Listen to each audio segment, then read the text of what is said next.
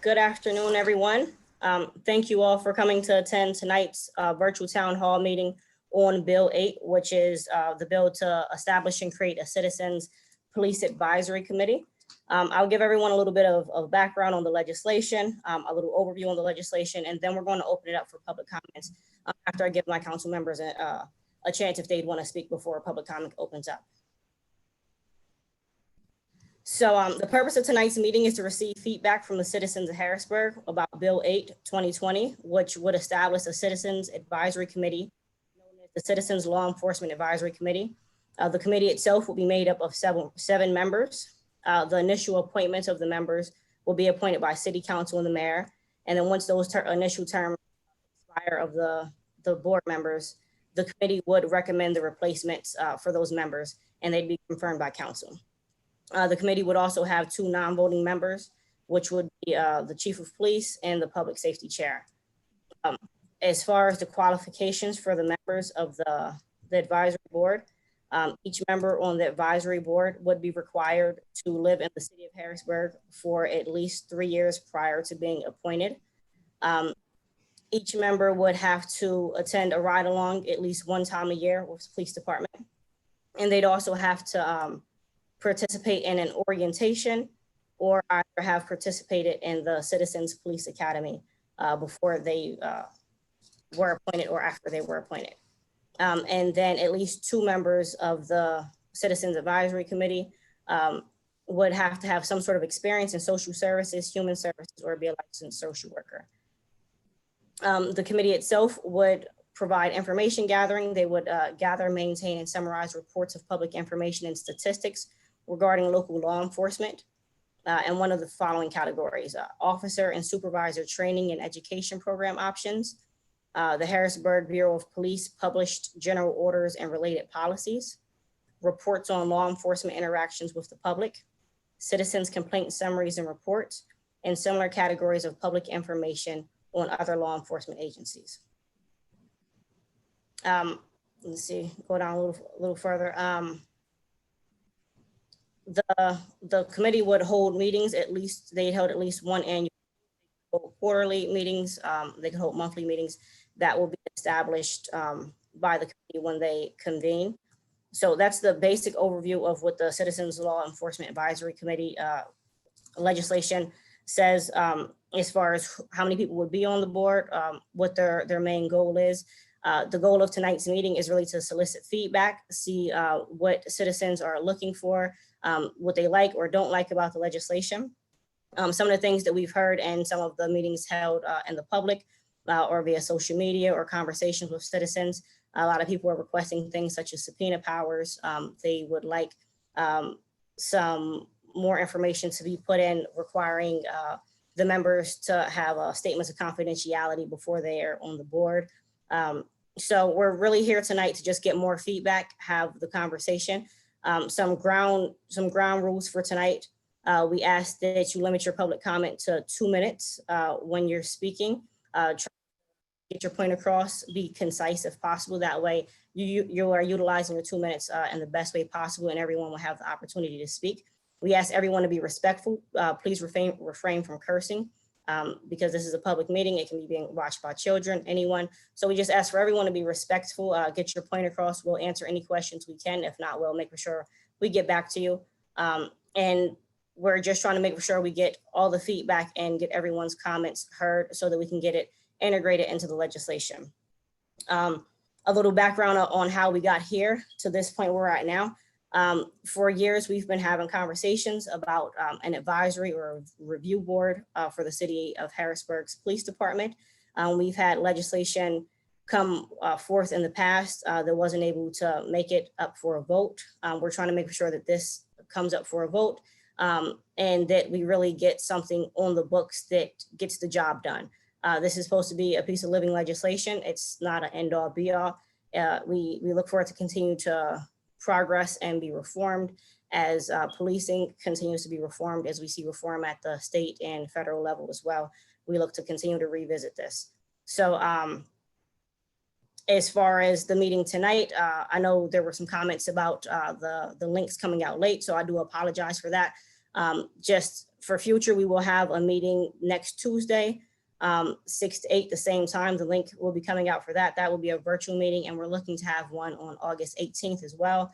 That one will be held in person as well as virtually, so that those who aren't as well versed with computers or the internet, who don't get on YouTube or Facebook, really have the opportunity to participate. Talking to some residents earlier today who were older, and they were like, I don't really do Facebook or YouTube, but I'd love to be able to participate. So we'll make sure we have those options, and the flyers and information for that will be forthcoming in the next couple of days. So I'll open it up to any council members if anyone wants to comment before we open it up to the public. I just want to chime in. So for people who are calling in and they want to make a comment, they are to raise their hands, and to do so on their phone, what do they press? Momin, you can correct me on this. Press *9 in order to raise their hand, and then they will be unmuted by me or one of the co-hosts. Gotcha. So if someone wants to make a comment, they can raise their hand by pressing *9. So press *9 if you'd like to raise your hand to make a comment. You'll be unmuted in the order that you raise your hand. I will read out the last 3 digits of the phone number so that you'll know that it's your turn, and then the phone will let you know that you're being unmuted. Perfect. And in terms of a comment, first, Councilmember Green, thank you so much for organizing these town halls. I know that it's very challenging in the midst of summer and vacations to get things scheduled and find out technology and how to make sure we're using it appropriately and maximizing the participation. So I appreciate that we will have 3 town halls over the next 3 weeks before we go back into our regular session, where the conversation will continue as we look to take up this legislation. So I encourage people to use the format that they're most comfortable with, whether it be here tonight in a virtual format, next week in a virtual format, or live and in the flesh a few weeks from now on the 18th. So again, I look forward to a conversation, hearing what people have to say, and knowing that we're trying to shape this legislation to be something that's truly representative of our community. So thank you for that. And I will turn it over to my other colleagues on tonight as well. Anyone else would like to say anything before we open it for public comment? Just something brief. Good evening, everyone. Again, thank you, Councilwoman Green, for taking the initiative to schedule several opportunities for residents to participate in providing commentary. I'm here to listen this evening, and I look forward to a great discussion. Thank you. Again, Councilwoman Green, again, thank you for the organization. I know there's a lot of folks in our community that have a lot of comments and would like to participate in this process. So we appreciate this. And just one other note, and for the public, and just to make sure for Councilwoman Green, so once you unmute them, are they also supposed to identify themselves and address so we have it for the record? Because I know, a lot of folks are very interested in what's going on in Harrisburg, but our goal is to hear from the residents of the city so we can get their voices heard on this legislation. And as Councilwoman Bowers mentioned, we're here to listen. So we have a lot of opportunities to potentially make amendments to this. So getting all the public feedback is important, and we have a few options to do that. So look forward to hearing from folks and keeping this dialogue going. Thank you. Thank you. Yes, when you unmute yourself, if you could state your name and your address for the record. We appreciate everyone listening in, everyone participating, but this really is to solicit feedback from the citizens of Harrisburg. So we really want to make sure that the citizens are able to get their comments in and their voices heard. So if there's nothing else, I will start with public comments. The first person I'll be unmuting is the telephone number ending in 733.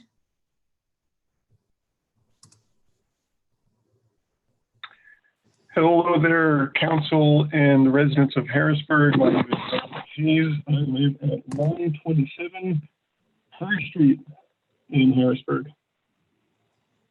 So thanks for coordinating this meeting. I'm sorry, sir. One more time. This is the city clerk. Can you just identify yourself one more time for the record? We couldn't make that out. Yeah, for sure. This is Randall Hayes, and I'm at 127 Her Street or Harris Street. Thank you very much. Sure, yeah. So again, thanks for organizing this meeting. As far as policing reforms go, I know we want to focus on this particular bill, number 8, but in general, I would like to see more of the police functions be moved to social work. And I think we have a great opportunity to reduce some costs there and better serve the citizens who present with really complaints that social workers are more able to handle. And, you know, I imagine a lot of our officers would appreciate this this transition as well. Now, getting back to the bill at hand here, 8, you know, the inclusion of the chief of police on this citizens review board seems odd and out of place to me.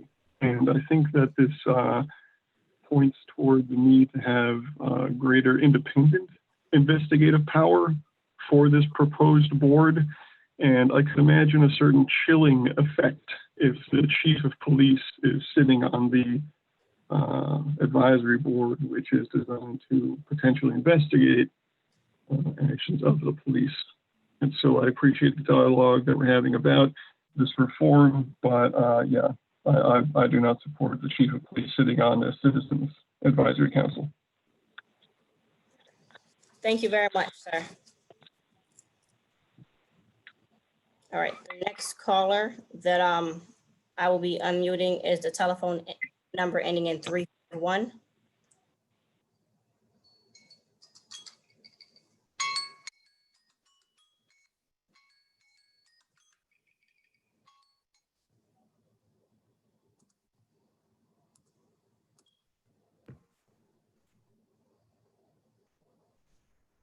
The caller seemed to have dropped off. All right, found it. All right. Oh, hey, can you hear me now? Yes. Hello. Okay, thank you. My name is Vishal Bajpai. That is spelled V-I-S-H-A-L, B as in boy, A, J as in Japan, P as in Peter, A-I for the city clerk. Let me know if I need to repeat that. I live at 1319 Green Street in Harrisburg. And I have just a few points to make real quick. So firstly, I just want to talk about the format of this meeting today. It seems to be on a Zoom call, but nobody got a Zoom link, which is the most straightforward and easy way to get on these calls. It has the easiest controls. It would probably boost attendance. Given that we had a 3-day notice for it and that there's a call-in number or a YouTube channel that you can't comment on or put questions in through, I can't help but feel frustrated by that, and I'm sure a lot of other residents do too. This is a real big issue, and I think a lot of people want to make their voices heard, and it does not seem like City Council is making it easy for the voices to be heard. That being said, I have something to say about the review board specifically. I'm kind of interested in why a ride-along is a necessary requirement of people being on the review board. Similarly to what Randall mentioned earlier, it seems like a way to, to break the objectivity of folks on the review board. These are essentially people representing citizens to ensure proper conduct on the part of police officers. And it does not make sense to me that they would be forced to interact with, essentially the people they're regulating in that kind of environment. I don't know why that's necessary. It doesn't seem necessary. It doesn't seem helpful to the core goal of the board. And secondly, I don't think anyone would accept a board in any kind of way, or at least I wouldn't accept a board in any kind of way as a legitimate step forward if it did not have subpoena power. It needs to be a board that can investigate police misconduct, make recommendations, and work towards, resolving some of the hurt feelings between the community and the police officers who often don't live here. So those are my 2 cents for now. Thank you so much for the opportunity to speak. Thank you very much for your comments. The next, is there anyone else who would like to make a comment? If so, please press *9 to raise your hand. I'll be unmuting caller with the last 4 digits, 149. Good evening. This is Kamika Campbell, K-I-M, EKACAMPBELL, and I'm at 315 South Front Street in Harrisburg, PA. I wanted to give a public comment this evening and just discuss some of the points that we have been organizing around in the community regarding the hopeful Bill 8 and the changes that we'd like to see. I did speak with Asha earlier, and I didn't know if you had a chance to get the graphic that I had sent you. But if you didn't, it's okay. I just wanted to check in on that. Yes, I got the revised graphic you sent. I'm trying to see if I can get it pulled up. Momin, I don't know, I forwarded to Momin. Are you able to get it pulled up, Momin? Yes, give me one moment, please, and we'll have it up.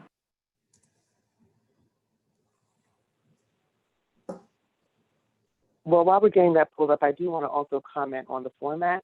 I just want to offer if, and I know Jane, who will probably be on speaking this evening as well, offered to help put these together. If we need any help putting these together or getting any formats, one of the things that we were suggesting was making sure there's a translator available, making sure that because the city is close to I think it's 16 or 17% Hispanic. I know our Hispanic brothers and sisters would want to know about this and be able to understand what's happening. And I do see that the graphic is up. Thank you very much. Yes. Yeah. So you can just before we get started, can I just comment on the graphic? I know a lot of people have seen this graphic going around. Thank you to Kamika for crafting this. I think it's a great opportunity to spread the word. I know a lot of people, I've got some calls and comments asking, did the city put this out? The city didn't put this out. It was created by Kamika and I believe the Young Professionals of Color. So thank you for creating this infographic. So yeah, you can go ahead and speak on it now. Sorry. Thank you. Oh no, that's no problem. Thank you so much. So yeah, so if we need help as a city making this more accessible, because I think even for the second meeting, that this being like this again is not going to be as accessible as it can be. Just let us know. We've been working and planning in the community, so we offer to help as much as you guys need. Okay, so to quickly go through this, so what we've been organizing around in the community is, we've been we read through Bill 8, and our most important points are these. We don't want it to wait another year before we address this issue. Speaking with community members, we know that that the city of Harrisburg, long before I arrived, has been asking their officials and their servant leaders to have more police oversight, that the community should have more police oversight. The big points here are that the city is repeatedly asking that any police oversight board have subpoena powers and the power to hold independent investigations. And we did note that Councilperson Green did acknowledge that the community was asking for that at the community town hall that was held on July the 23rd.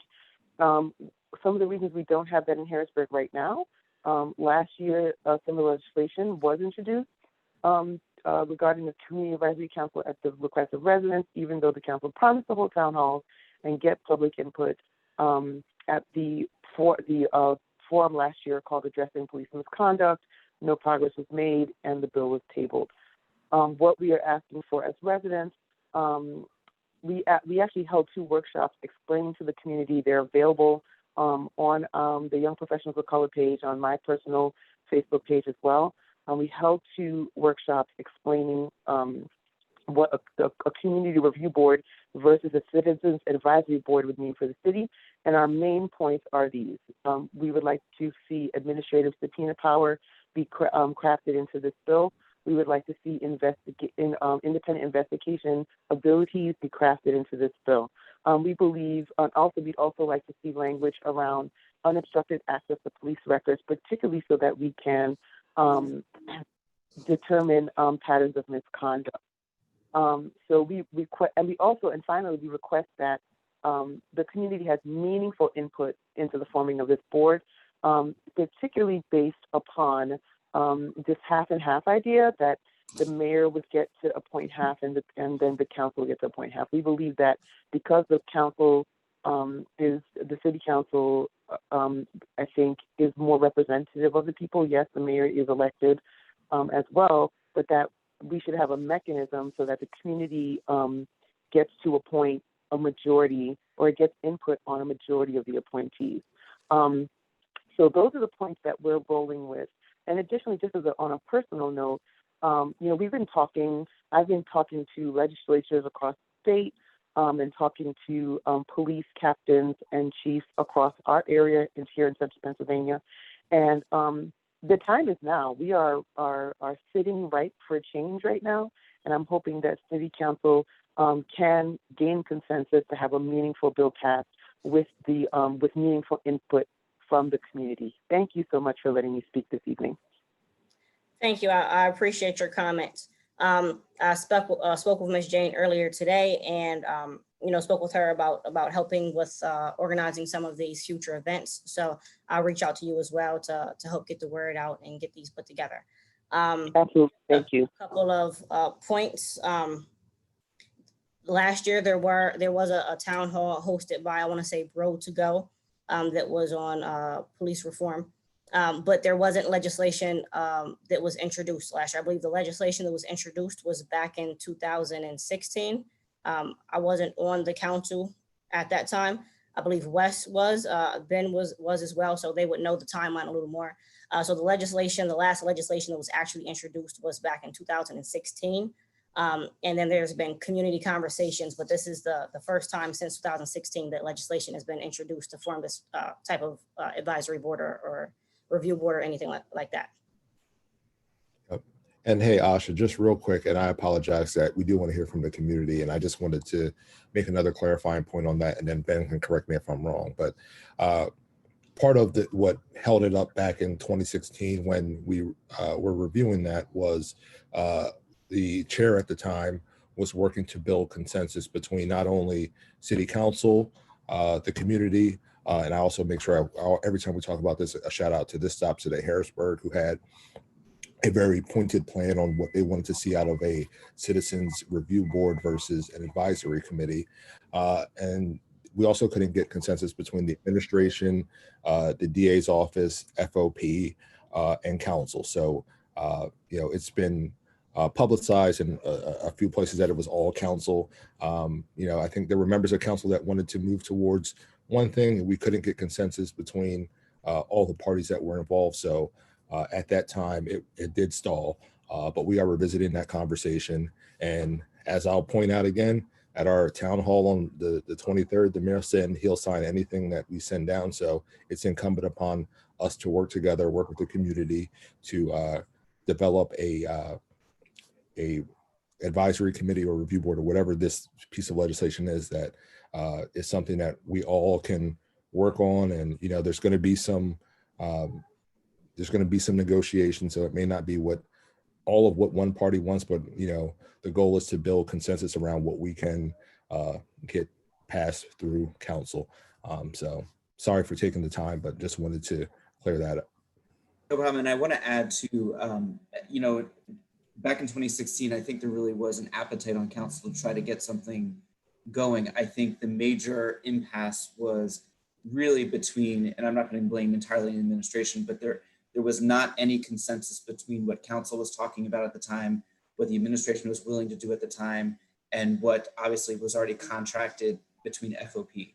So I think that was the major impasse at the time. I'd like to recognize that I think we're in a different place now, where I think council's appetite still remains to get something done. And I think there's more of a willingness on the part of the administration to work with council to get there this time around. So I'm obviously hopeful that we can do something that will kind of move this conversation forward. So yeah, I'll stop there too, because I know I want to get back to public comment. All right, thanks Wes and Ben for your input and some background knowledge on the atmosphere in 2016. So thank you. The next caller I'm going to unmute is the caller ending in 339.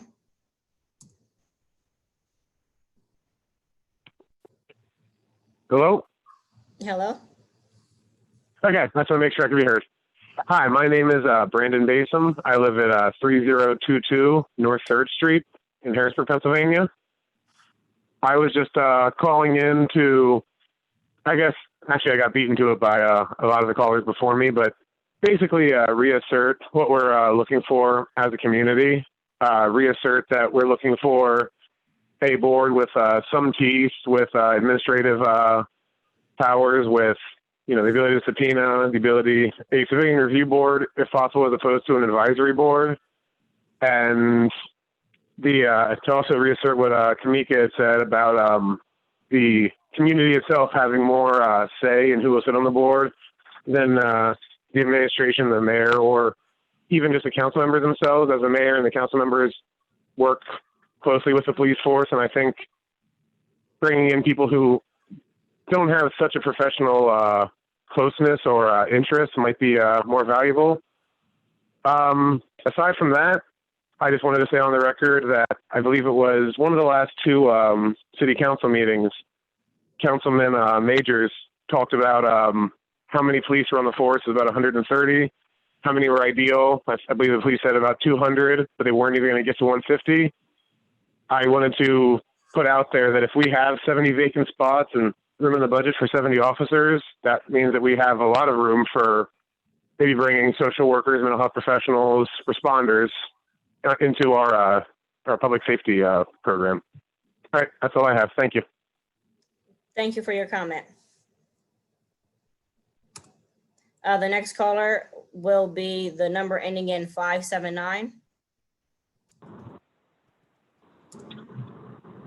Hi, this is Liam Hicklin. I live at 133 Sassafras Street. So there are a number of things have been talked about today. One of the things I was confused about on the bill, Vishal said that community members or whoever was on the board needed to do a ride along in the police cars. I also read in the legislation, I thought that anyone on the review board would have to go through the police academy. And it seemed like a lot of the legislation of the bill was written in a way to apologize to the community for the police and to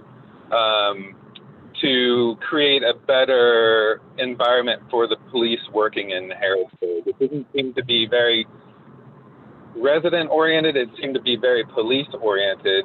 And I wondered if that would change in the coming legislation, because the way it seems to be written, the role of the community advisory board is to improve relationships with the community and the police rather than holding the police accountable for their actions. And so I think that while working closely with some of the organizing groups, one of the questions that I've really had is how can we strengthen this bill so that it's written for the residents rather than for the police? And how can we write this bill so that the residents have the right and authority to hold the police accountable for their actions? Because that's really what we're asking for, not for some advisory board that can improve relations or explain what the police are doing, but some mechanism that we have as residents to actually and meaningfully hold the police accountable. Thank you. Thank you for your comment. I'll just note that the members either have to attend the Community Police Academy or excuse me, the Citizens Police Academy, or either they can attend an orientation. So, but your comments are heard. And as far as the wording, that's something that will be revisited as we look over this legislation. So, thank you. The next caller will be the phone number ending in 288. Hello, this is Amanda Arbor. I live near 15th and Dairy Streets in Harrisburg. First, as others have said, I am also frustrated and disappointed that tonight's town hall was announced with only 3 days notice, offered only a call-in option for public comment, and didn't list what city officials would be present. This lack of transparency, access, and notice seems to undermine the stated goal of this meeting, But I do appreciate your apology, Councilperson Green, and I'm glad to hear that there are some efforts to change that for the next few meetings. I would ask that residents be given at least 1 week notice for any of these meetings, be allowed to comment via phone, Zoom, email, and in person, and have a published list available of city officials to be present. So that's on the format of the meeting, but on the bill itself, I do have some concerns as a city resident. As others have said, this bill doesn't give the advisory committee any real power. They would not have subpoena powers to compel use of force reports, citizens' complaints, personnel files, or other information from the police department, and they wouldn't be empowered to make determinations about discipline for police officers related to use of force. Verbiage like recommendations or as needed read to me that this body would only have access to what the police department is willing to share, and it wouldn't have any decision-making or enforcement authority. In addition, as others have spoken about, the requirements of the members seem to maintain control of this body by the police department. So things like having the police commissioner as a non-voting member, requiring that committee members be appointed by the mayor and city council, and requiring ride-alongs and training by the police department all seem to point to this not being an independent body. So as written, I don't believe this bill would increase accountability of the police to the community, but I do believe that establishing a real civilian review board that is independent of the police department and has subpoena and investigative powers would be a step towards accountability. And I agree with all of the points that Dr. Campbell made in terms of giving a new body meaningful power and allowing it to be shaped by the community. Thank you for the opportunity to share my comments. Thank you, Ms. Arbor. The next caller will be the phone number ending in 427.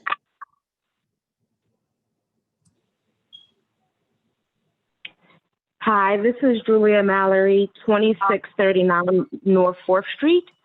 I won't belabor all of the points. I can't find one that I disagree with thus far. And so overall, just the belief that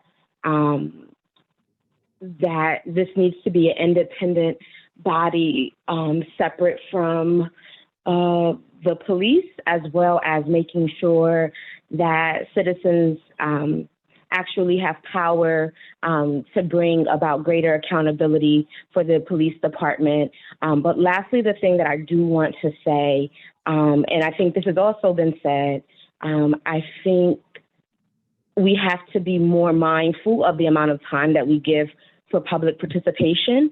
I think our city stands to be stronger when we have a more engaged citizenry. And I think that when we give folks 3-day notices for such a significant topic, I don't think that's feasible. I also don't think it's fair, and I don't think it's representative of the type of democracy that we need in our community.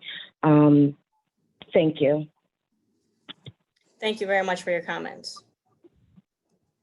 The next caller will be phone number ending 351.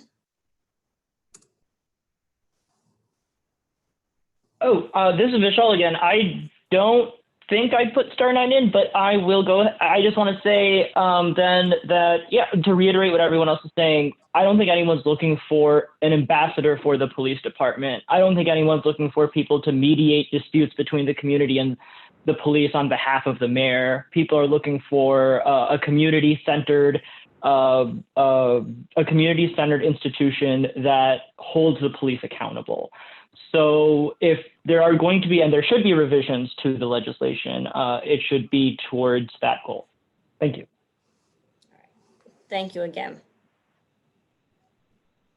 Is there anyone else that would like to make a comment? If so, please press *9 on your phone in order to be unmuted and give your public comment. The next caller will be the phone number ending in 039.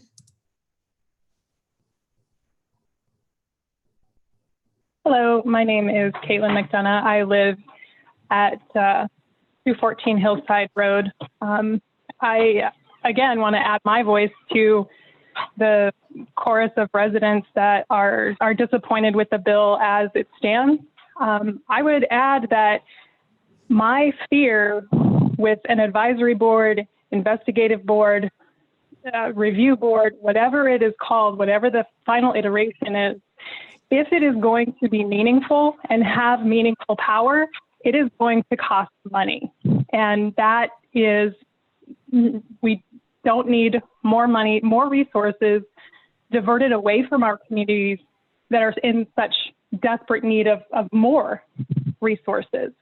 The council member mentioned earlier all of the different competing interests that have a stake in this, and how the previous effort got no traction because of that. I fear as well that these differences are irreconcilable because there's just too many different things happening, too many people that have too much power that want the status quo. So I think our efforts would be better focused on reforming the police department itself, on holding the police department accountable with the mechanisms that we have, and in reducing drastically the police budget and diverting those resources back into the community where they can be of use. Thank you very much. Oh, you still have about 30 minutes left. Sorry, I thought you were finished. I am, thanks, sorry. Thank you. Is there anyone else that would like to make a comment? If so, please press *9 on your phone in order to be unmuted.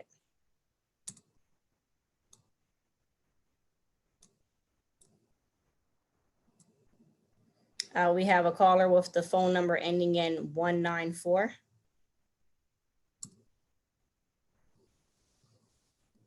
Hi, my name is Janice Myers.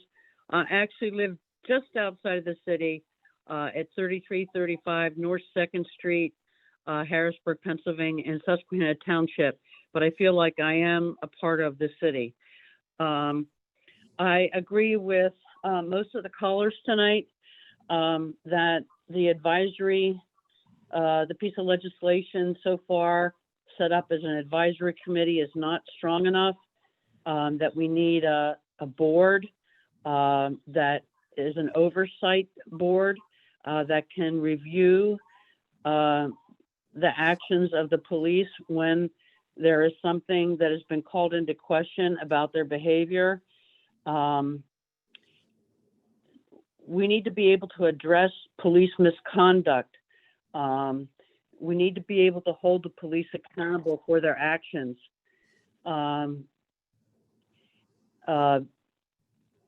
This legislation right now does not have that.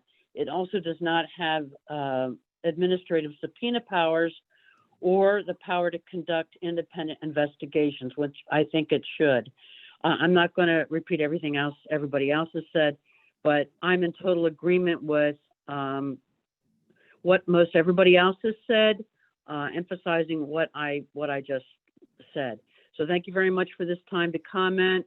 I hope you appreciate that I live just half a block from the city. And thank you for your time. All right, thank you for your comment. Is there anyone else that would like to make a comment or has anything they would like to say? If so, press *9 from your phone in order to have yourself unmuted. The next caller that will be unmuted is the phone number ending in 936. How's everybody doing? Thank you, Council, for being here this evening. My name is Ralph Rodriguez, 2108 Brookwood Street in Harrisburg, Pennsylvania.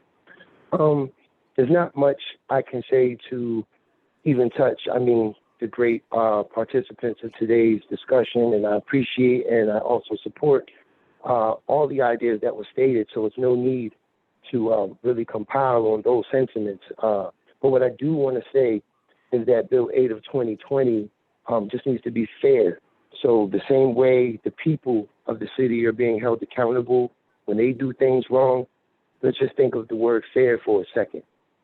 If so happen a law enforcement officer also does wrong, should they not be held accountable in the same manner? Should not that board or review have the ability to have an independent counsel about that so they can investigate and get the real facts without any integrity of what's happening being compromised? I think so. And I think between the city and the people, we can definitely meet halfway. It's never going to be perfect, right? It's never going to be perfect. And I think between the power of the city and the power of the people, we can meet right where we need to be so it's even for everyone. We can amend Bill 8/2020 so it services the people to the best of our ability. We got to think about this. It's happened a lot of places in Pennsylvania. It has, but limited, no subpoena power, etc. So if we can be innovators and make history by bringing this to life, bringing this to fruition, I think it's worth it. I just want what's best for the people, and I know council works hard day and night, and I respect you and I appreciate you for being here, and just listening to the people is half the battle. So I yield with my time, and I thank everyone for being here. Thank you, Mr. Rodriguez. If there's anyone else that would like to make a comment, please press *9 from your phone in order to have yourself unmuted and make your comment. The next caller will be the phone number ending in 149.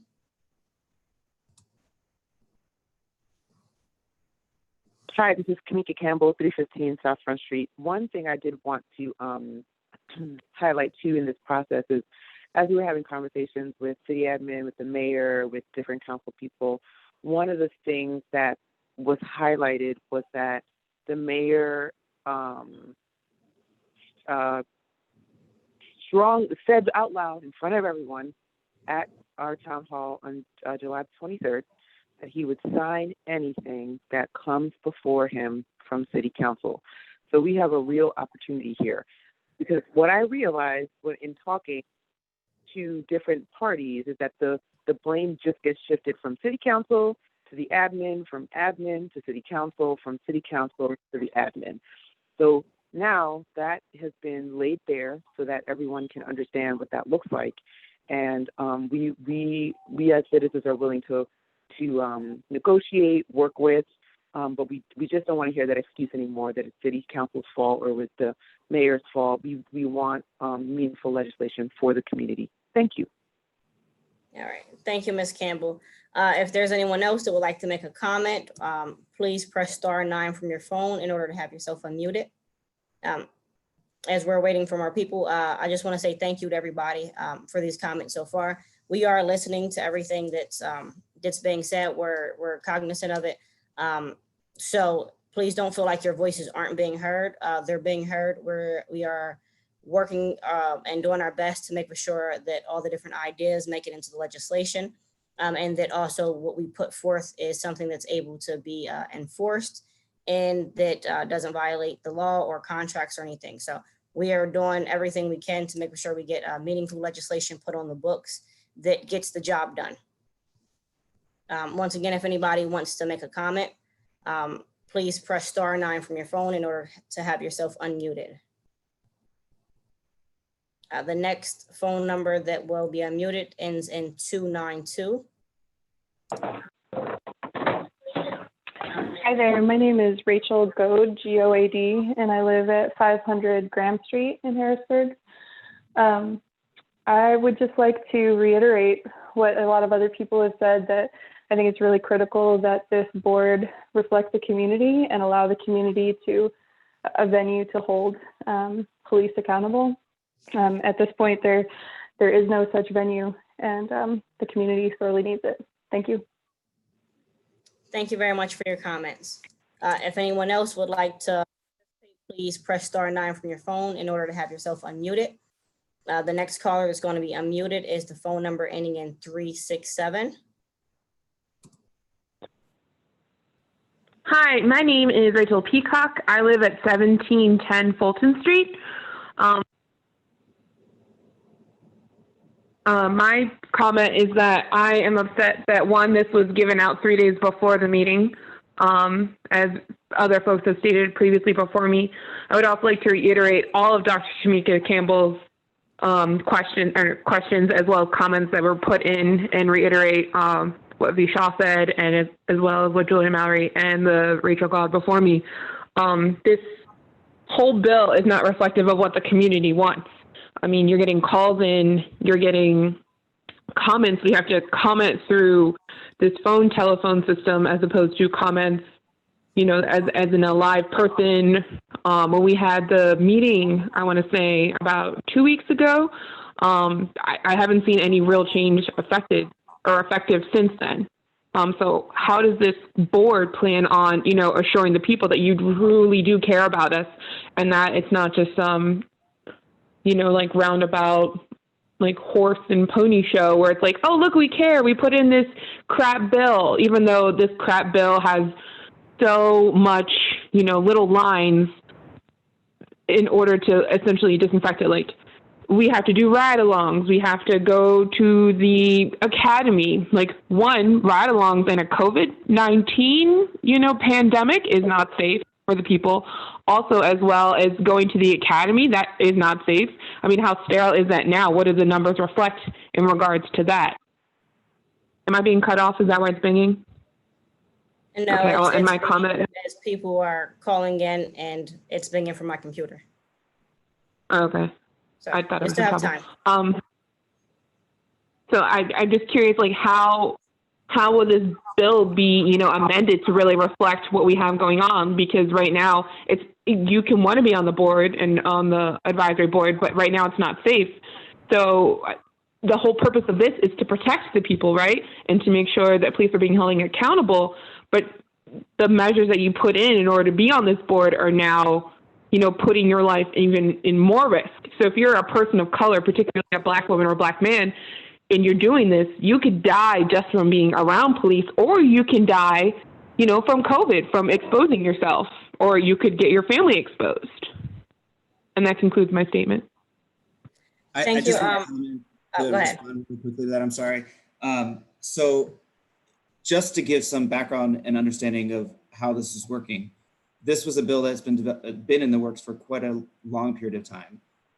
It got introduced just before council went on hiatus with the purpose of being able to hold town hall type format sessions throughout the summer to be able to have input from the community as we look to amend this. This is the process of us listening and hearing and gathering feedback. And when we come back into session, this will still remain in committee as we continue to work this into and refine this into legislation, which in all of our hopes, there's nothing nefarious by anyone else on this council to be able to do this, to arrive at something that is reflective of the community, established with an aim and focus of creating more accountability between the community and the administration and law enforcement, and to do that. So I just want to reiterate that if you haven't heard us comment affirmatively too much, whether it be in the community or otherwise on this, it's because we are truly listening and trying to hear what people are saying. And our opinions and our actions on this bill have to be informed by what the community is saying. And I know there's been some thoughts about that, you know, some concerns about this particular format. We are looking to expand and do many different formats. We, like everybody else, are limited in this era of COVID of trying to determine the best way to be able to engage in these types of conversations with the community. And we will continually adapt and do so in a way to create more efforts for conversation. So while this format might not be appealing to some, it may be beneficial to others. And we have 2 more formats that we are looking to incorporate with the additional town hall sessions. And then we will come back into session when council comes back from hiatus and still take this into a work session for discussion and for amendments and for further development of this bill. So I just want to make sure that point is clear. I realize some have, you know, we're not happy about the 3 days notice of this. That is something that on behalf of council, I can apologize for. In the efforts to get this set up, we had things like some staff members being on vacation, some not being present to help get the format out and the information out as quickly as we would have liked it to be. But we are here having the conversation now, and we know that there's 2 others next week and the following week that we will also be having as well. So I just want to reiterate that point. And I also want to kind of also extend to the community at large, as we have these conversations, we are here to listen. We want this to be an interactive part of the conversation, and we are committed to working towards a great solution as best we can within the best interest of the city. There's not anyone on council that does not have that focus. So I just want to reiterate that. And again, sorry to kind of jump in on that, but I just wanted to make sure that we were you know, clear in terms of what's happening right now and what we're looking to get to. All right. Thanks, Ben. I appreciate your comments. Any other council members want to say anything before I go on to the next? Yeah, so I'll want to say also, you know, at the beginning of this, I know Council Chair for Public Safety, Ms. Green, mentioned her apologies, and you know, I think we all want to apologize for that. Our goal wasn't to try to, you know, not have folks comment. We want as many comments as we can and input. I'll also note that hopefully by the end of this meeting, I'm putting this out there for Momin, who works in comms, Kirk, and I guess Chair Green as well. If we could have the date and a Zoom link within the next day, because again, I think you mentioned that you want to hold the next meeting on this upcoming Tuesday. So Yes, the 11th. Okay, so the sooner we can get that next Zoom link out to folks, that would be great. And then I know we're still trying to figure out location on the meeting on the 18th, and I'm appreciative, not just as a member of council, but as a, you know, I live in the city too, so of the public as well, that we're at least putting the public meeting, giving that a little bit more time so we can get as much notice out there for that meeting as we can. I know all of us are taking all of these comments into account as we're going to move forward.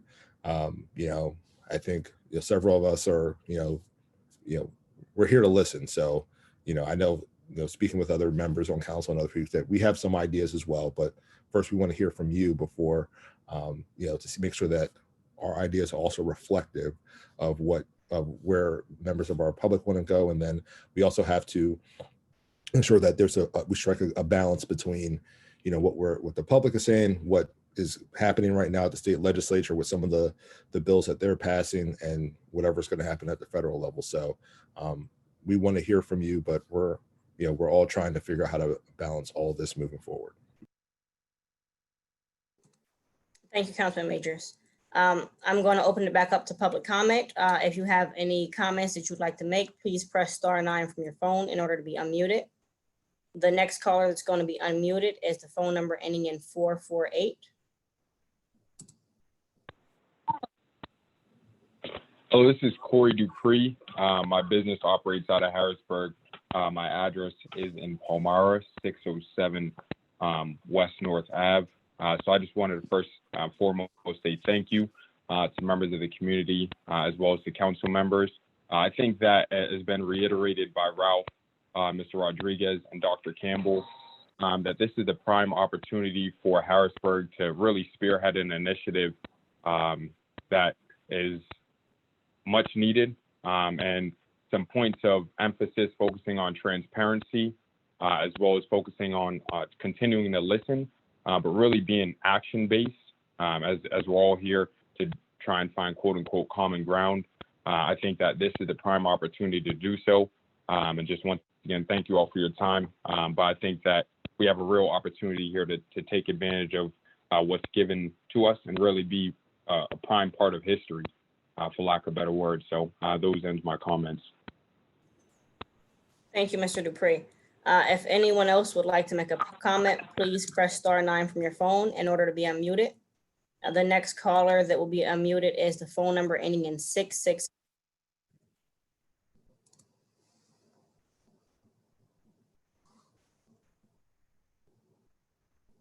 Hello, the caller ending in number 665. Hi, my name is Elise Kazar. That's ILYSEKAZAR. I live at 1725 North 3rd Street. And I agree with just about everything that previous people have said. There was one point that came to mind.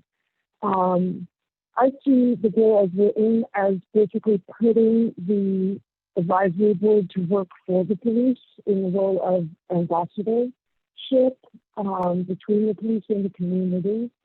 And I don't like that positioning.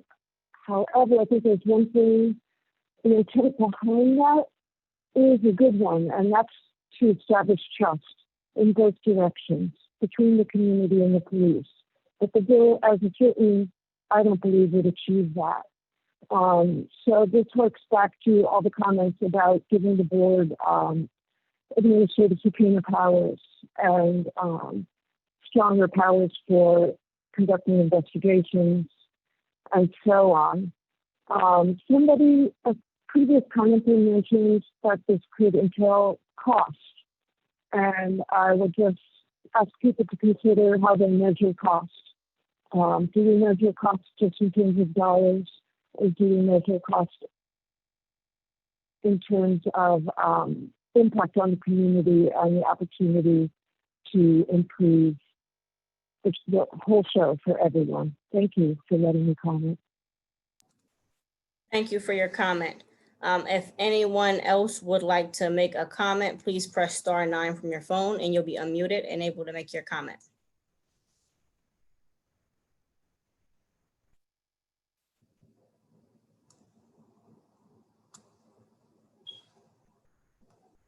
Once again, if you'd like to make a comment, you can press *9 from your phone and be unmuted in order to make a comment. If there are any council members or anyone else on the phone that would like to make a comment, please let us know, and we're here to have a conversation. So the next caller that will be unmuted is the phone number ending in 366. Yes, hi, I'm Jennifer Grove. I am a resident of the city at 3302 North 2nd Street. And I just want to pretty much just amplify what others have said, just that this should really be a review board. First of all, having administrative subpoena powers.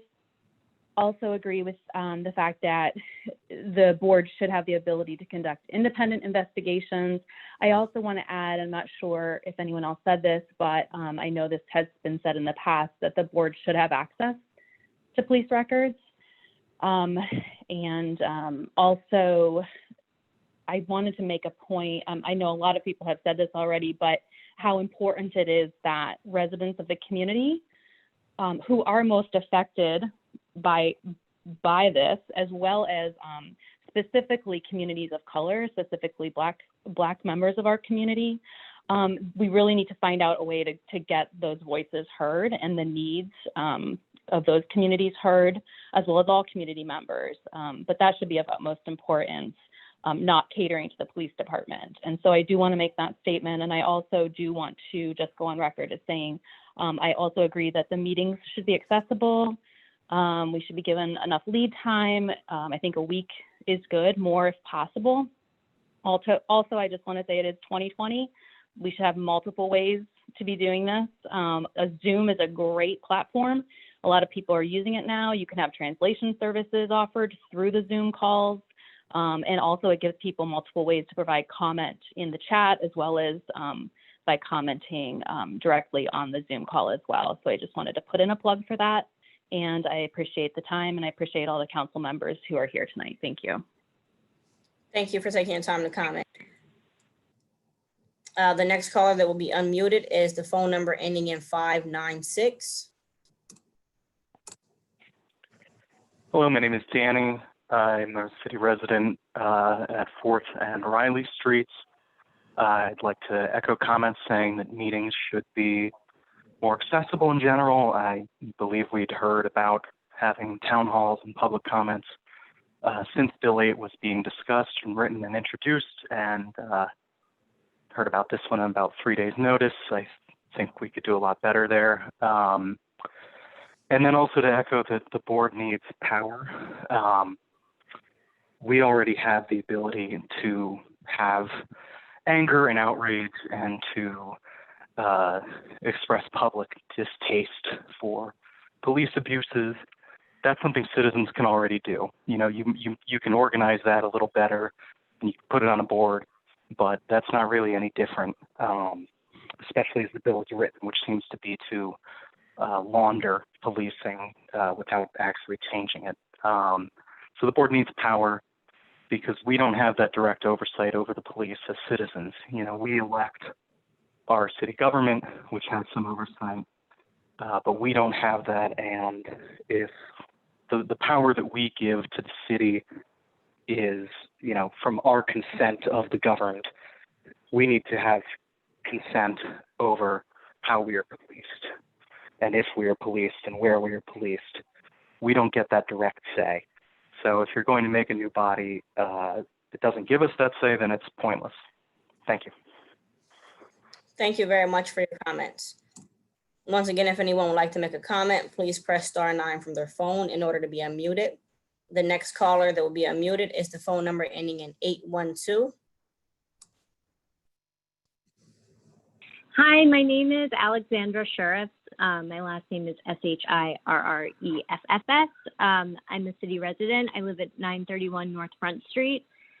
Thank you to council for hosting this event. I echo some of the frustrations, but I appreciate the apology, and I'm glad that this is just a starting point and that there will be additional opportunities. And it sounds like you've gotten the message that people would like as much accessibility and advance notice as possible. I also want to thank the young professionals of color, because I think they've done a great job outlining a lot of the concerns that have been expressed this evening. And it's great to hear so many of my fellow residents chiming in, and I agree with everything that's been said so far.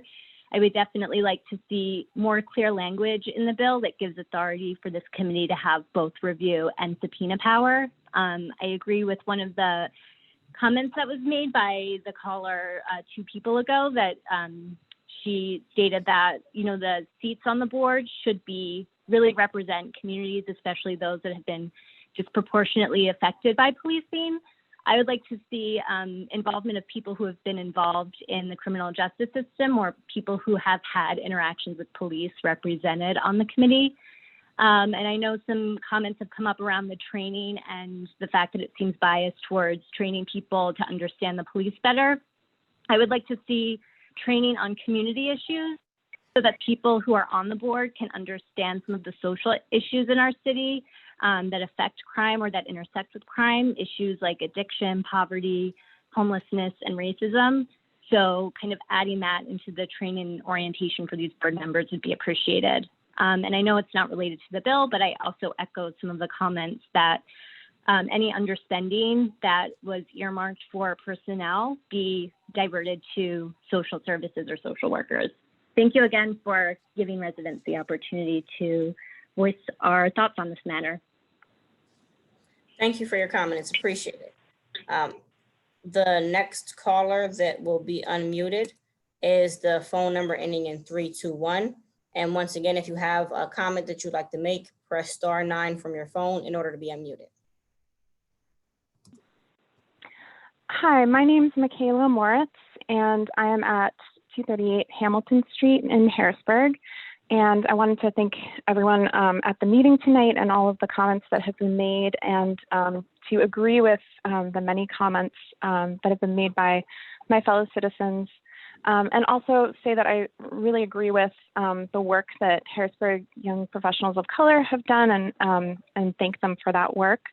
And again, echo the sentiment that we want the police and the government to be accountable to the people. And so to make sure that this is a review board, not an advisory board, and that it does have some power. And then just in general, to reimagine what public safety looks like in our city. Thank you so much. Thank you very much for your comments. If anyone would like to make a comment, please press *9 in order to have their phone unmuted. The next caller that will be unmuted is the phone number ending in 727.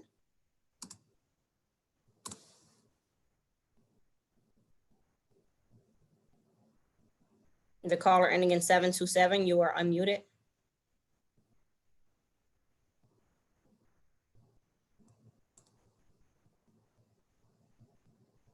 All right, looks like no one's there. If there's anyone who would like to make a public comment, please press *9 from your phone in order to be unmuted.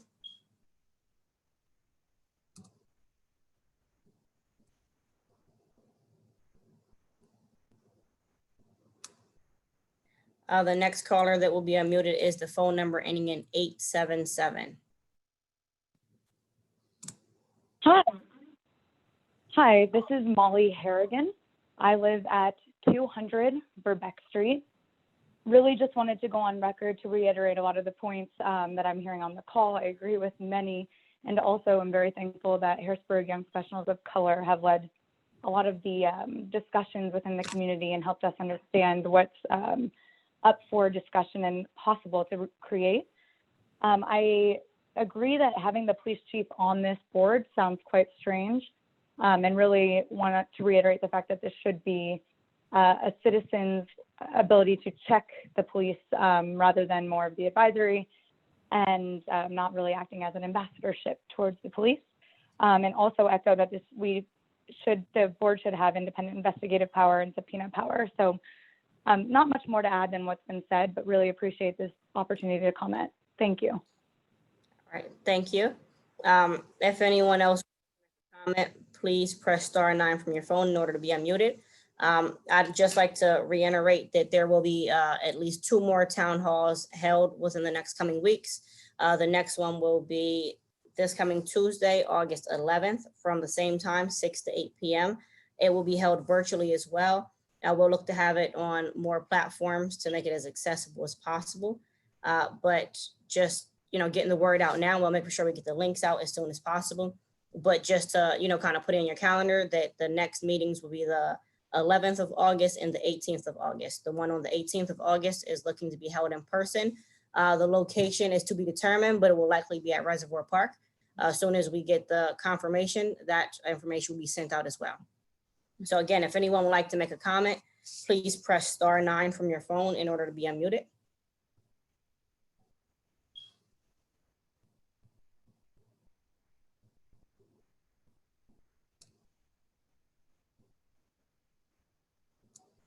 It's looking like we don't have many more people looking to be unmuted or give public comment.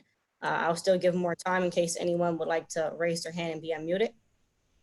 Looks like we have another person with the phone number ending in 351.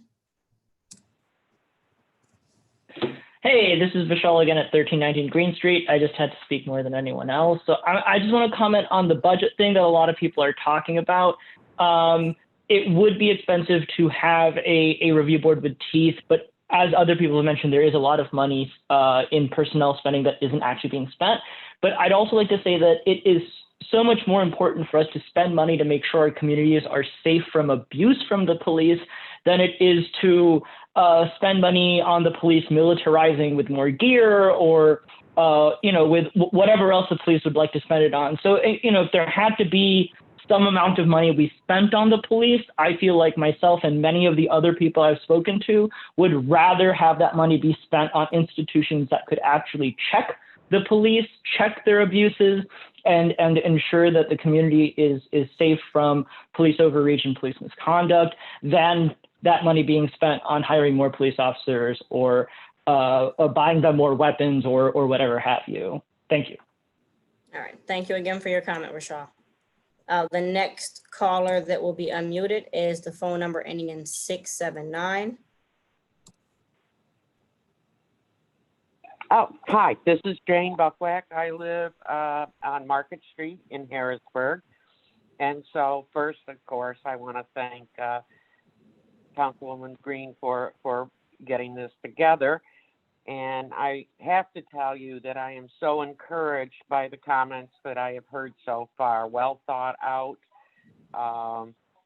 very, very good comments. And going forward, I'm even more encouraged that we can have a solid piece of legislation here that, of course, we know the mayor is going to sign because he said so, but that all city council members can vote on. One other thing, I think for tech savvy, the Zoom thing is good. I mean, I don't know about your audience, but most of us are using Zoom on a regular basis. However, we are leaving out a large portion of our citizens. So although I know you Councilman Green, although I know you said that the next one would again be a Zoom type meeting, we might want to rethink that and to get more participation so that everyone is heard. And from every community, we have one of the most richest and diverse communities, I believe, in the state for a little city. So I would like to do that, and I would like to extend any kind of help that I can, whether it's looking at the bill again, I guess you have to do it by amendment. But if that's the case of putting in amendments, but you can clearly see that this has to be a review board as opposed to an advisory board. So thank you very much for allowing me to get my comments in. Thank you, Jane. I appreciate your comments. I appreciate your willingness to help. Yes, the next one is looking to be virtual, but there will be an in-person one on the 18th. That way it gives people plenty of time to prepare themselves and make it to the meeting. Be at Reservoir Park. Once it's confirmed, I will let everyone know. Just have to work out a couple of logistic things, but it will likely be at Reservoir Park from 6 to 8 on the 18th in person, and then on the 11th, another virtual meeting via Zoom and maybe some other platforms. The next caller that will be unmuted is the phone number ending in 149. Hi, this is Kamika Campbell again, 315 South Front Street. I also wanted to say a word on the administrative subpoena powers that the community is requesting.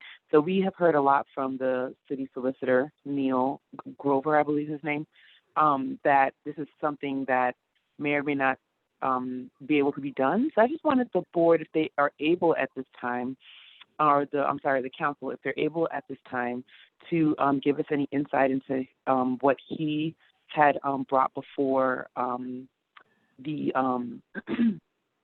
the residents in the I think it was either the last meeting or the meeting before for city council, and just kind of walk us through, if you can, I completely understand, but walk us through the difference between administrative subpoena power and judicial subpoena power as told by Neil in previous meetings.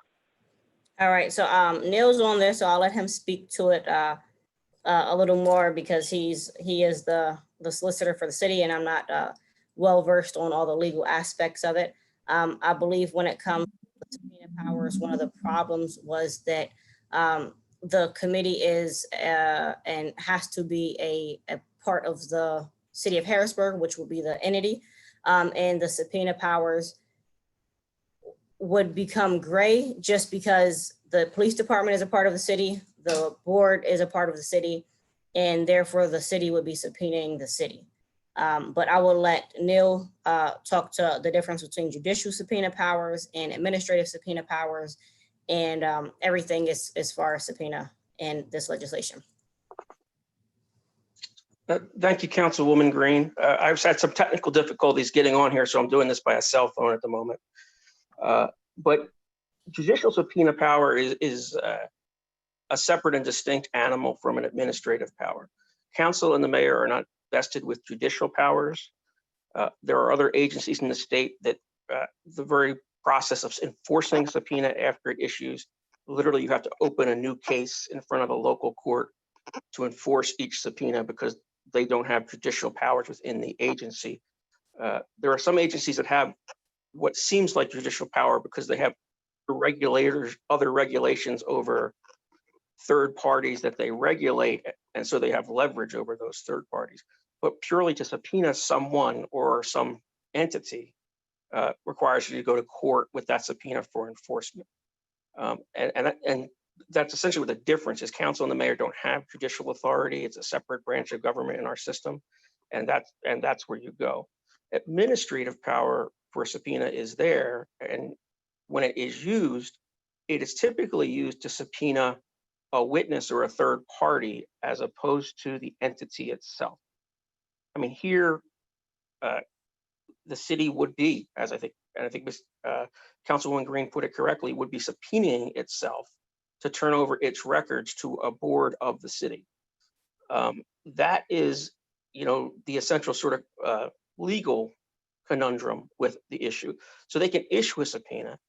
There is probably other mechanisms available, which was touched on at the last City Council legislative session that go to trying to accomplish the same thing. And I think they're written into other municipalities simply for the very reason I'm saying. So they put it in a different sort of accountability framework to city employees as opposed to a board with subpoena power. And they use that mechanism. And I'm not sure if that answers the caller's question or not. So just to clarify, so you're saying that administrative subpoena power would be to call someone other than the entity of, let's say, the Harrisburg, if it had to do with the Harrisburg Bureau of Police. Is that correct? Right. So we are in court, as local governments are, all the time. And one of the issues decided all the time is, like, for example, they may sue Chief Carter, the mayor, a council member, and the city. The court determines that all of those are the same one legal entity, the municipal corporation that is the city of Harrisburg. So an order against one is against all of them in their official capacity. So the police bureau is not a separate legal entity. The city is one entity.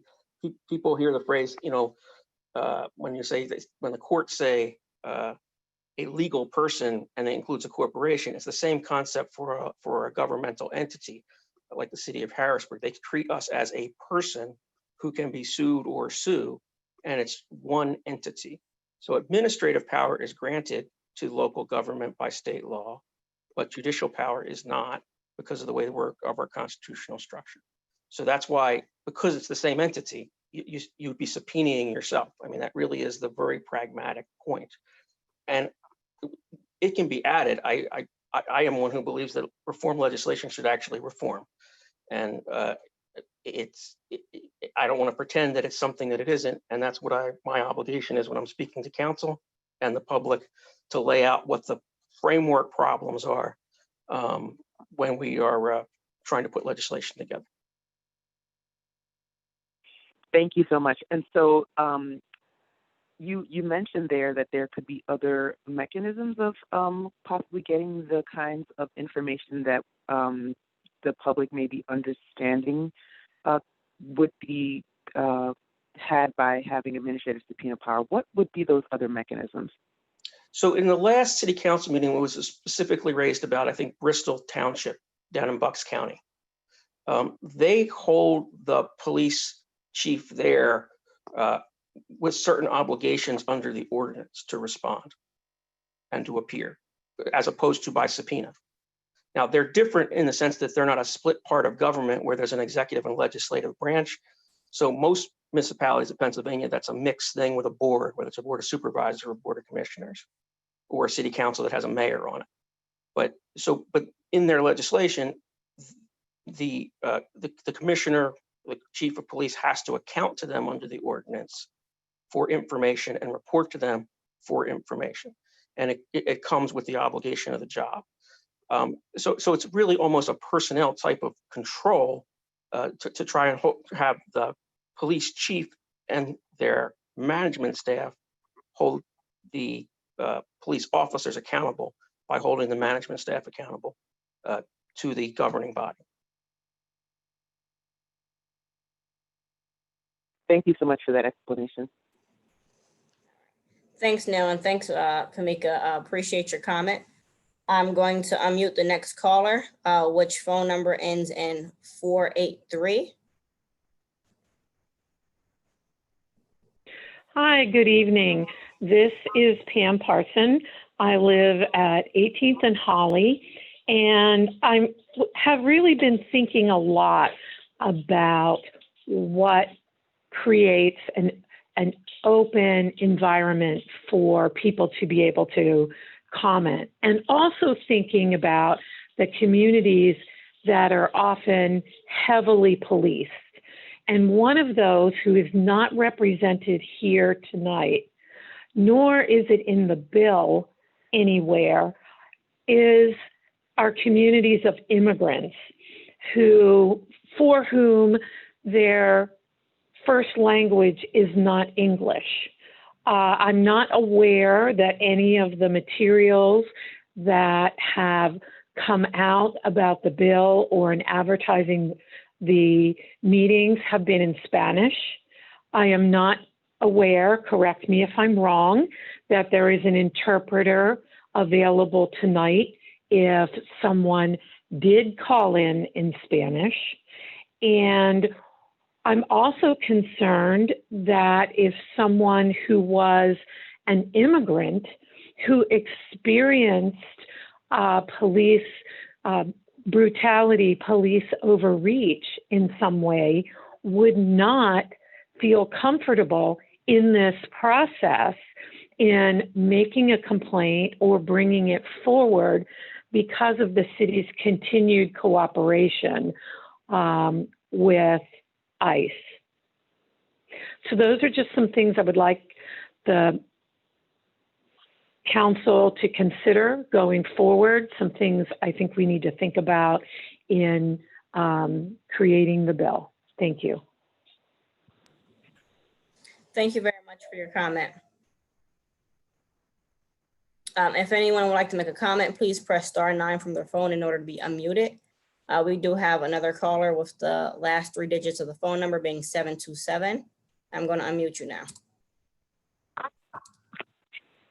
Hi, my name is Lavette Henderson. I'm from the Midtown area. My concern is the police being held accountable for their actions as well as the board. I think that it should be made up of citizens from the Harrisburg area who are not biased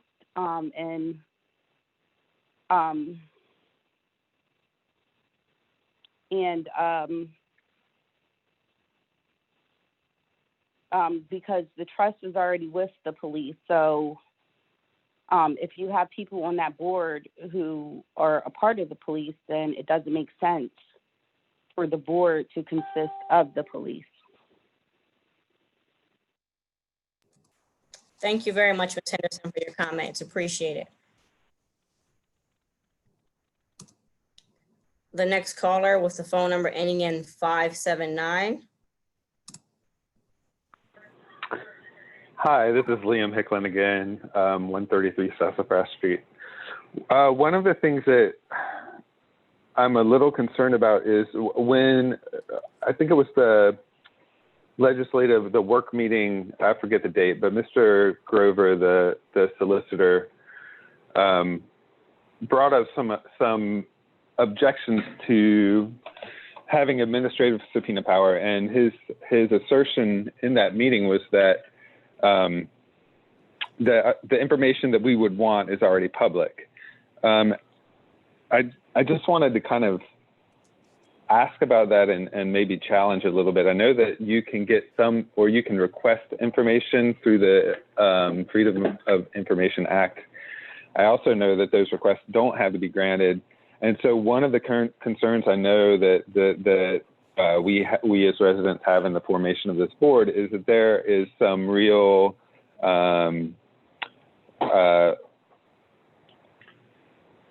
leverage to get information from the police department regarding complaints and to get full and unobstructed information in that. So my question is, and I don't know that he has to answer it tonight, but if he would like to address it, that'd be great. What are the legal obstacles in getting that information? And is it just a problem with the Citizens Advisory Board because of the way it's formed? Or from my understanding, I know that citizens review boards in other cities do have that leverage and that power. So I was just a little confused about that point that Mr. Grover was making. Thank you.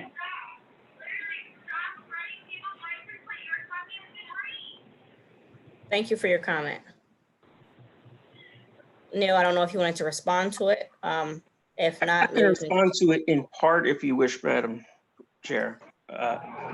So when you refer to other cities, it's important to look at which ones they are and what they're regulated by, because not all municipalities have the same oversight laws over them in Pennsylvania, and especially if they're not in Pennsylvania. I had looked at the survey of 100 citizen review boards, advisory boards across the country over 50 years in preparing legislation. So we had looked at quite a bit that was prepared at a Cardozo Law School. In Pennsylvania, we have a Criminal History Information Act, which seals a great deal of the information that comes up in an investigation in many, many matters.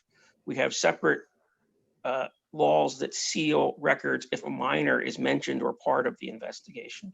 We have other laws that seal the internal affairs investigations related to statements made that their officers are compelled to make against their Fourth Amendment interest, unless and until you end up basically in a federal court. So we have a lot of impediments to what we can release. The Right to Know Act doesn't make investigatory files, whether they're internal or external public records. When I mentioned at the prior meeting, there are a great deal of records in the Police Bureau that are public. That is true. And part of it is when you're framing a question is to see what are the things you're asking for. And I don't mean you in particular or the commenters here, but anyone who's seeking information, you frame the question with what's available. There is a lot of public records that are available through the Police Bureau, policies, training manuals, reports that, and my point was that our office is the conduit to much of that, and almost no one ever asked for it, so we see what gets asked for every day. Some of that main things have been asked for maybe 3 times in 5 years by 3 individuals, on these details that sort of then just kind of go away. We don't really know why they want them, but if they're public records, they get them. And the point is that to frame what police are doing, whether they're violating their training or what their training is, there's stuff that's available to be looked at to see, hey, I think you guys should have training similar to Colorado or to San Francisco or to Texas. But to look at that information in context, everything is sort of context. How do you see where it is compared to what other people are doing? And that was the point I was making back at the prior meeting. Is there is things there that are public, but then there are a whole series of things that are sealed that will take the Commonwealth through the state legislature to change the rules in order for us to release them. One of their laws literally penalizes the city financially if we release information, and some of the releases would be criminal. So, which is something from my side, we can't advise a public official to do, to place themselves under that liability. And then the way to go around that is to have a judicial proceeding where a court gives you the green light to do it. So. Thank you, Neil. I appreciate your comments on that. If there's anyone else that would like to make a public comment or has any questions or concerns, please press *9 in order to have yourself unmuted. The next caller that will be unmuted is the phone number ending in 351. Hey, this is Vishal again at 1319 Green Street. I don't feel too bad going 4 times because I just put it in and nobody else is in the queue. But I have a question for Neil or Mr. Grover. If there is a limit to what the review board could potentially get through the RTK process due to things that are sealed unless there's a specific judicial action, would there be a mechanism by which the review board would be given the power to commence judicial action in order to then acquire those files? Basically, like what I'm asking is, with your creative lawyer brain, is there a way to ensure that the essentially the regulatory group we're empowering to regulate and check the police have the information and have the power to affect that job correctly? Is there something we can do to make sure they have the records and the power to see what they need? And if there is, we should definitely write that into the bill, whether that means empowering them to start judicial proceedings or whatever. Thank you.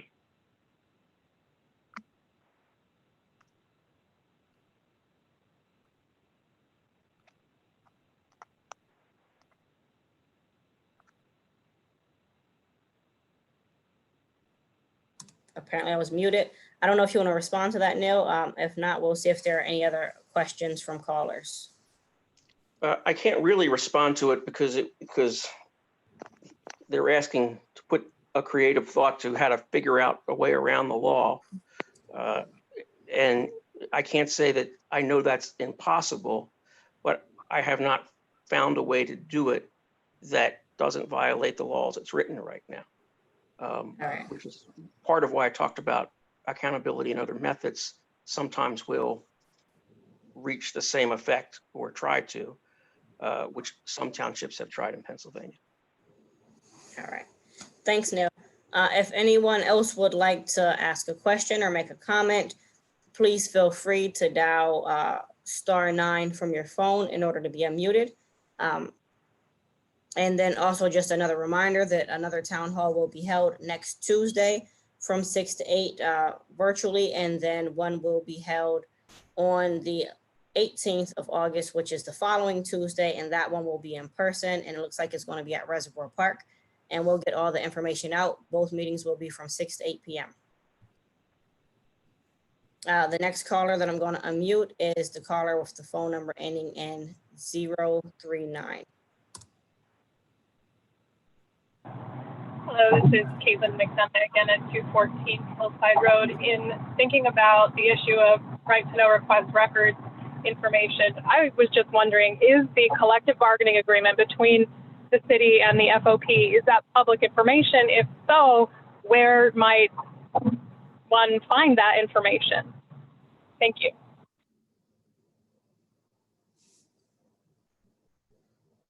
I don't know. I believe that the police contract, I believe, is public information.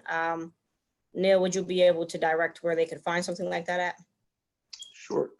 There is a right to know email on the city's website with a form that's prescribed under state law. And it's a pretty simple form. If you send a request in, a copy would come out to you. All right. So once again, you can find the request to know email on the city's website, and you can fill out the form and have the information you requested sent out to you. And that's not just with the CBA, but that's with any information that you're requesting from the city, any record that you're requesting from the city. You can get the right to know email address from the city's website and submit the form and have the information sent out to you. All right, the next caller that has raised their hand is the phone number ending in 149. Hi, Kamika here again. I have a question about House Bill, PA House Bill 1841, which requires officers applying for a position to release information about their former employment.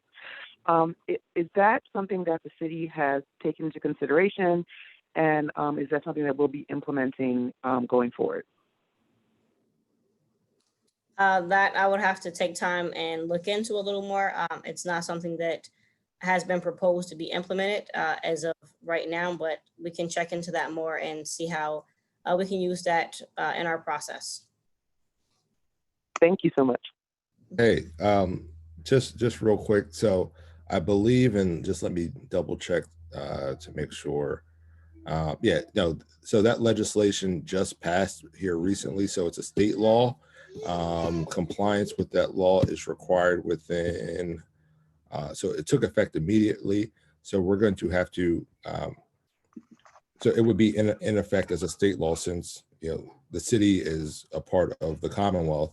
We'll just have to see how that would be implemented in terms of how it would impact state law. I have to do a thorough review of the bill to see what information is publicly available. I know some of that information may only be accessible to certain entities. So I think the solicitor will be reviewing that and seeing what parts would be applicable to any piece of legislation that the city ends up passing. Thank you so much. All right, the next caller is the phone number ending in 351. Vishal, 1319 Green Street. I can't promise this will be my last time, but I just want to clarify 2 points. Firstly, someone mentioned wanting the Harrisburg police contract with the FOP. You don't have to go through the RTK if you don't want to. We already have. And so if you would like a copy, email the harrisburgabolitiontable@gmail.com. That's the city's name, abolitiontable@gmail.com. We'll send it to you, and everything else we've got from the RTKs we filed regarding the police here in Harrisburg. And then the second thing I'd like to say is, because this is public record, I want to clarify that I wasn't asking Neil to tell me how to, go around the law or otherwise break the law. But if there are certain things that the review board needs to have or needs to be able to do to get the information that we want it to get, for example, Neil mentioned that the judicial proceedings would be necessary in order to get certain things. So like, is there a way for us to ensure that the review board can proceed or start with those judicial proceedings? I understand that Neil might not have an answer for me today or right now. That is fine. I am willing to hear from him or anyone else in the future. So that's okay. But that's really my question. I don't want Harrisburg to be necessarily breaking the law, although I don't agree with the law. But I do want Harrisburg to be well positioned to take advantage of what is available under the confines of the law. Thank you. All right, thank you for your comment. The next caller is the phone number ending in 288. Yes, this is Amanda Arbor at 15th and Dairy again. I just had a follow-up question regarding the right to know discussion. If this information, things like the FOP contract, is public information that the public should have access to, my question is, why is it necessary to go through a right to know request, which does require paperwork and a period of waiting time, and sometimes additional questions and documentation? Why would the city consider posting the information like the FOP contract publicly on the website, removing that barrier for citizens to access public information? Thank you. Yeah, that's something we can definitely check into to make sure it's accessible.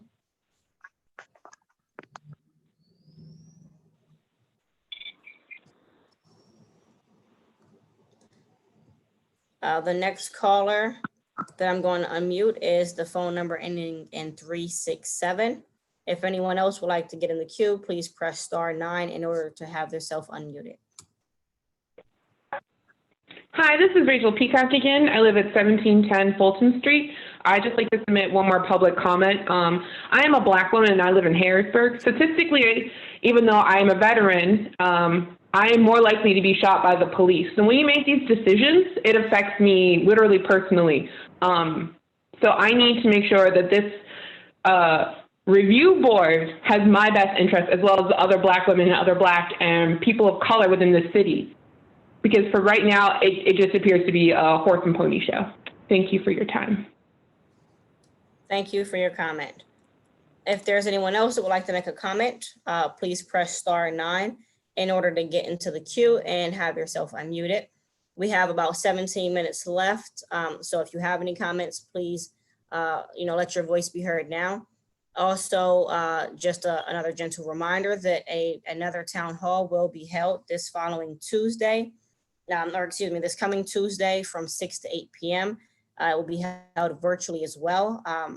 Looking to have it more accessible since we've had some concerns about accessibility that were mentioned on tonight's call. So we will look for more ways to make it accessible and allow for more public comment.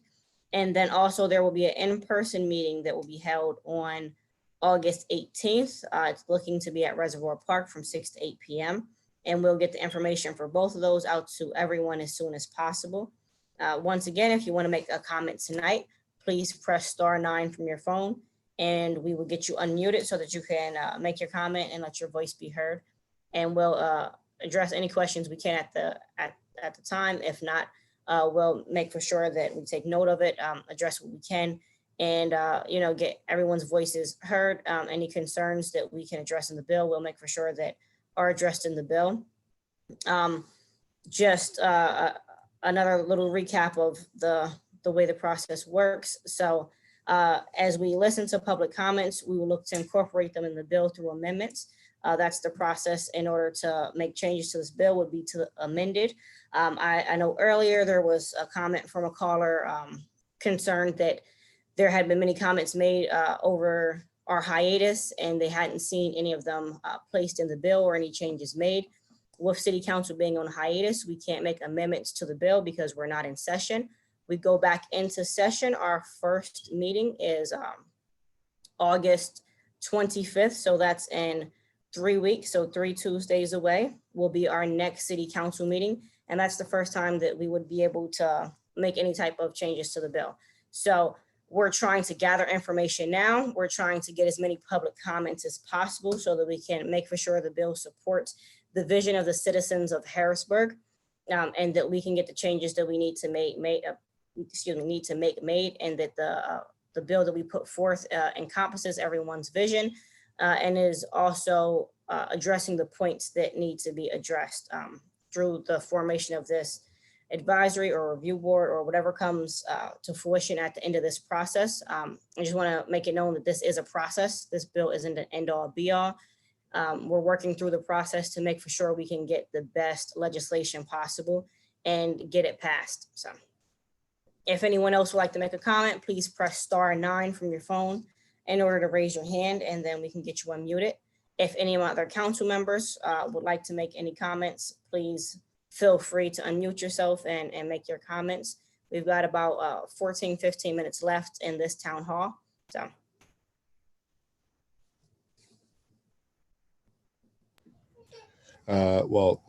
Chair Green, I'll just note from my earlier comment regarding the House bill that passed, House Bill 1841, the legislation, so the section requiring certain information to be made public, according to the bill, that should be done within 1 year. So the effective date will be within 1 year. So just wanted to note that I took a quick look at the bill while we were on here.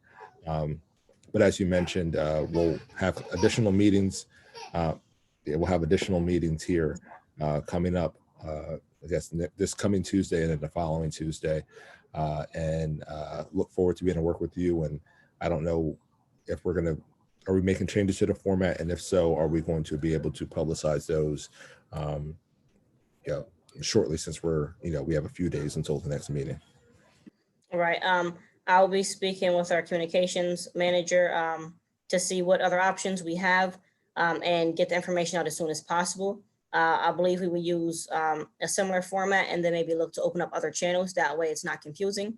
That way people can access it from many different avenues, but they still have the consistency of previously used formats. So. All right, once again, if anyone has a question or comment, please press *9, unmute yourself. To have yourself unmuted.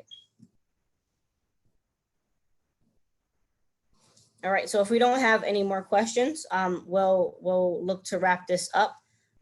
And once again, we will have more opportunities and more town halls coming up the following 2 Tuesdays, virtually and in person, to try to ensure that everyone has the opportunity to have their voice heard.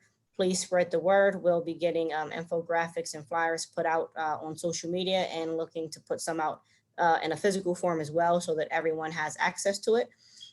Tonight, we've heard, it looks like we have one more person who is raising their hand, looking to make another comment. So the caller with the phone number ending in 149. Thank you so much. I just want to say thank you so very much for holding this session. We really appreciate it. I know that the community is very passionate about this, and that it sometimes comes across as, it may make some members of council defensive, but we really want you to know that we aren't trying to just be angry voices. We are trying to participate in this process to the fullest extent that we can. So some of the folks that were marking, I was just reading some comments that were coming into me that, some of the comments from council tonight sort of blames residents for certain things. And we just want to make sure that I think going forward too, the other thing that should be happening is, if we know there are things that residents don't know, that we hold education sessions from the council, from the administration, so that way we can better understand. And all the folks that are on these calls, we will come out and we will get people out to these kind of sessions educating folks, because folks don't know, and I think they want to know, but up until very recently, the entire city democratic process has felt very inaccessible to a lot of people. So my hope is going forward that we can make this process, the process with this bill, 8/2020, and other processes more accessible, and learning opportunities about how it all works more accessible to residents in a way that doesn't blame them for their ignorance of what's happening.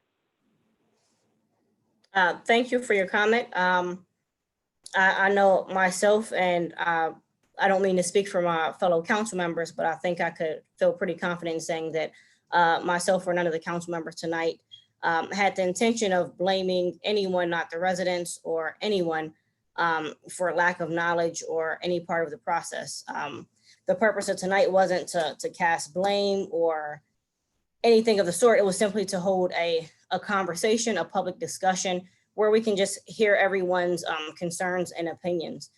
So in no way is anyone trying to blame anyone, just as we don't feel like that you're trying to blame us for anything. We're simply having an open discussion. We understand that everyone is passionate about the subject, and that's why we're trying to have these public discussions so that people can get their voices heard, so then people can share their passions, their concerns, their wants, and their needs as residents of the city.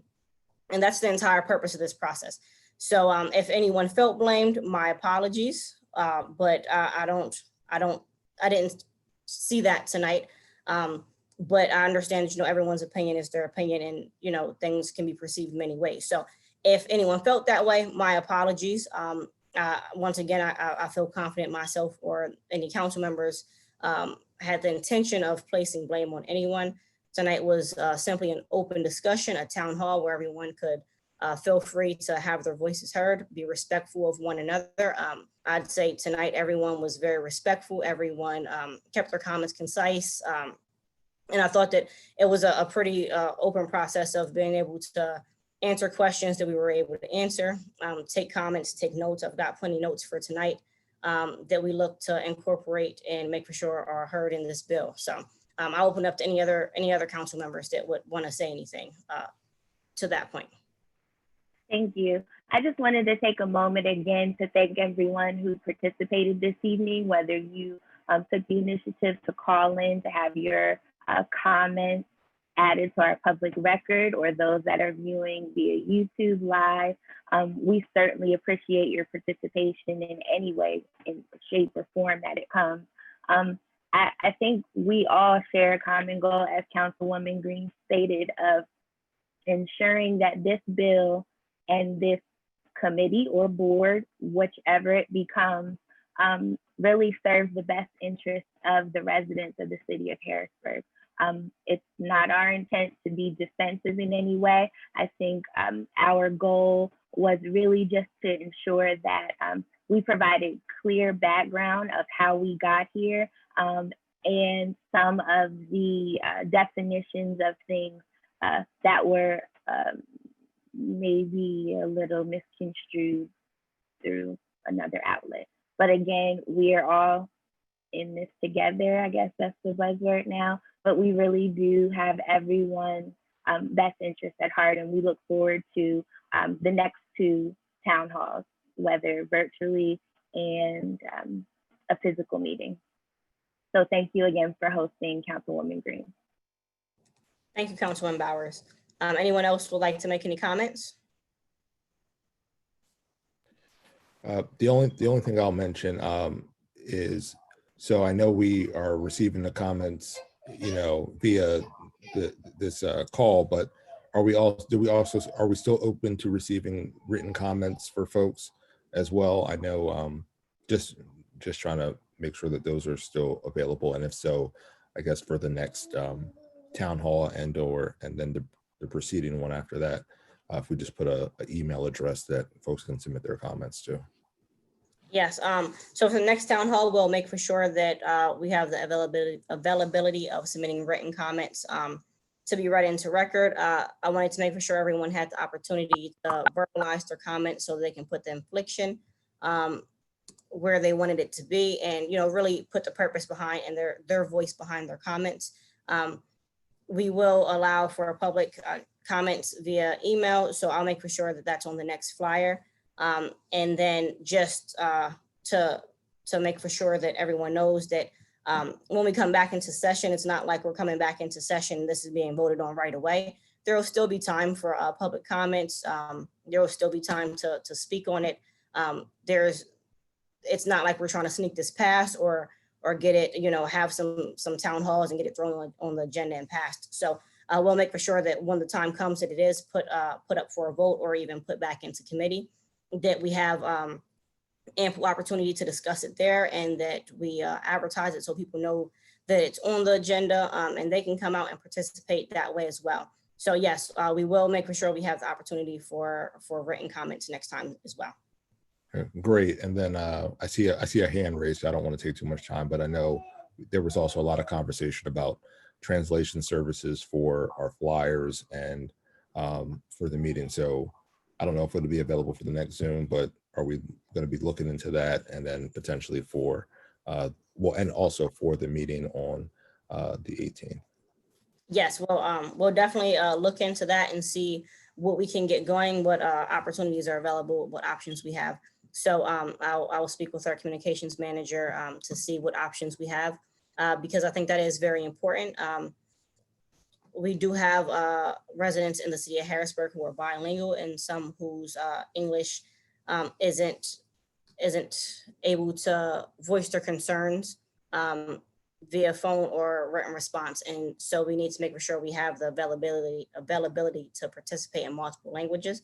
So I will work with our communications director to see if we can get some options available, and then see how we can make sure it doesn't get overlooked in other events that we hold in the city, whether it be council meetings or other town halls or just anything that we host as a city. We need to make sure is as inclusive as possible. And so that's something that I'll be more cognizant of. So thank you for that. It looks like we have another hand raised. I'm not sure if it's the same hand that was raised and I forgot to unraise it, but I'll unmute you. Number ending in 149. To make it one more time, I wanted to make sure we got about one more comment in about this format. A lot of folks were very concerned with the reading of the addresses out loud and the people speaking and the phone numbers being displayed on the screen. So like, that's enough information for someone to, kind of find out more about much more than about a person than, so maybe, I don't know what can be done about that. I know we read them at city council meetings as well, but just providing a little more safety, especially if we're going to do the phone number and the address and the name,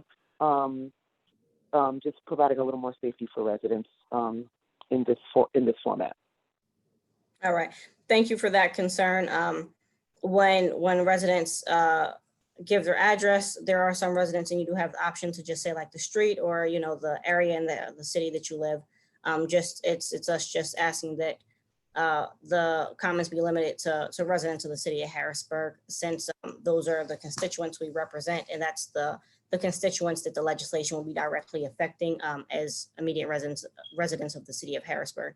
So we can work on seeing how to ensure that we cover as much information as possible. We blocked out majority of the phone numbers to ensure that we did provide some privacy, but we'll look at different avenues to see what we can do here. So thank you for that concern. Thank you so much. So we're coming to the end of our town hall meeting. It's 7:59, so I'd like to thank everyone for coming out tonight, for voicing their concerns, for making their comments. It's important to us to have everyone's voices be a part of this legislation. That's the purpose of being a city council, is not to make the decisions just for people, but to make the decisions with people and make for sure we're representing our constituents in the best way possible. So thank you everyone for your comments. They've been heard, they've been noted. We will look to make changes to the legislation through the amendment process, and we'll look to continue to host these town halls for the next couple of weeks at minimum. Once again, the next town hall will be hosted on the 11th, so that's this coming Tuesday, and that will be via virtual format as well. And then it will be another town hall hosted on the 18th of August, which is the following Tuesday, from 6 to 8 p.m. as well. And that will be in person, and it will likely be at Reservoir Park. So if you have any questions or comments, feel free to contact me. You can contact me via phone or email. My cell phone number is 717-623-8412. I know a lot of people already have it, but again, the cell phone number is 717-623-8412. I just ask that you limit your calls to before 10 p.m., just being cognizant of needing to get some sleep. But feel free to reach out to me via phone call or text. I try to make sure I get back to my calls. Feel free to shoot me an email or reach out to the city clerk and just let us know any concerns or comments that you have. So thanks again, everyone, for coming out, and I look forward to seeing everyone at our next meeting. Have a good night. Thank you. Good night.